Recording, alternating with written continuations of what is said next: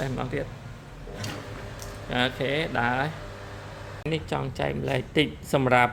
motor បូមទឹកដែលប្រើ board controller នេះ board controller ដើម្បី control ទៅលើ speed ណាអញ្ចឹង motor ជាទូទៅ motor ប្រភេទហ្នឹងមិនងាយឆេះល្បុំភ្លើងវាទេ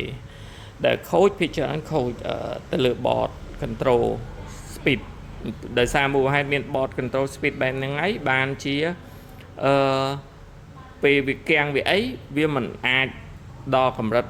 ឆេះល្បុំទេកម្រមែនតើមិនថាអត់ទេណាគឺថាឧបមា100គ្រាប់ឬក៏1000គ្រាប់អីមានតែមួយទេភាគច្រើនគឺ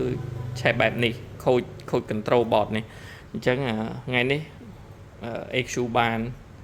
motor ជំរុញទឹកនេះ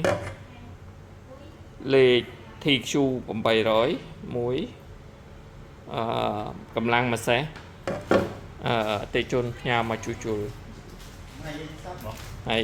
ចាំមើលរួចយើងតេស្តទាំងអស់គ្នាអូខេឥឡូវយើងចាប់គុំមកវិញហើយក្រោយពីជួសជុលហើយmotor ល្បុំនៅល្អចេះទេអញ្ចឹងវាបញ្ហាតា board control វាទេ control speed ហើយនឹងការបិទបើកសម្ពាធទឹកអញ្ចឹងយើងចាំមើលទាំងអស់គ្នានេះគឺស្លាប់នៅនឹងទេអ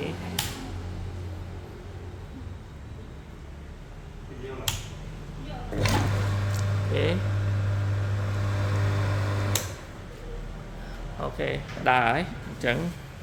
សម្រាប់អតិថិជនដែលជួបបញ្ហាទៅលើ motor សម្ពាធទឹកហើយល្បុំ motor នៅដំណើរការប៉ុន្តែខូចទៅលើ board control អាចផ្ញើមក EQ បាន